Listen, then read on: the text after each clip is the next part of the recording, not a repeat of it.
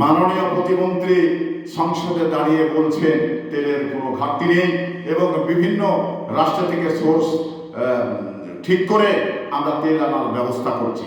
তো তাহলে বাংলাদেশে এই যে সমস্যাগুলো হয়েছে, একটি পাম্পে যদি আপনার সকাল থেকে লাইন হচ্ছে সেটা রাত 12টা এবং এমনকি সকালও হয়ে যাচ্ছে, তো তাহলে এই সাধারণ মানুষ কেনই ভোগান্তির শিকার হচ্ছে? কোথায় ত্রুটি রয়েছে? মাননীয় প্রধানমন্ত্রীর কাছে আমি একটি বিষয় জানার আগ্রহ প্রকাশ করছি।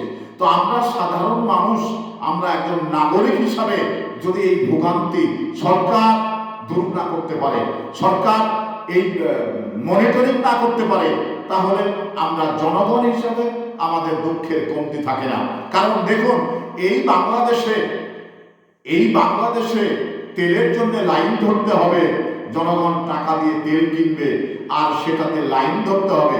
এখানে একটি প্রশ্ন আছে, অনেকেই হয়তো এই প্রশ্নটা করতে পারেন যে দেশে মধ্যপ্রাচ্য যে যুদ্ধ চলছে, সেই যুদ্ধের যে প্রভাবটা এটা কিন্তু বাংলাদেশে পড়েছে। এটা যেমন 100% ঠিক, তেমনি ভাবে এই সমস্যা উত্তরণ ঘটাতে হবে। তাহলে মন্ত্রী মহান সংসদে দাঁড়িয়ে যখন এই ধরনের কথা বলে, তখন কিন্তু আমাদের বিশ্বাস করতেই হয়, আমাদের না বিশ্বাস করার কোনো জায়গা নেই। তো তারপরেও এই সমস্যাটি কেন বারবার হচ্ছে?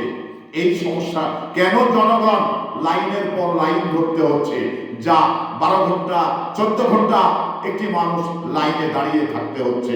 তো তাহলে এই সমস্যার যদি উত্তরণ সরকার না করতে পারে, তাহলে সরকারের যথেষ্ট মানক্ষুণ্ণ হচ্ছে। তো এখানে আমরা এই সরকার যে উদ্যোগ নিয়েছে, যে পরিকল্পনা নিয়েছে, এই পরিকল্পনাটা জনগণের সামনে প্রমাণ করতে হবে। জনগণের সামনে এটা বাস্তব হিসাবে জনগণ দেখতে চায়।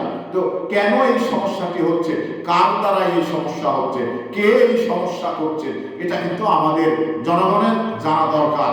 কারণ সরকারের জায়গা থেকে বলছে তেলের ঘাটতি নেই, এবং জনগণ তেল পাতে যে ভোগান্তি সৃষ্টি হচ্ছে এটা বলা অবকাশ থাকে না।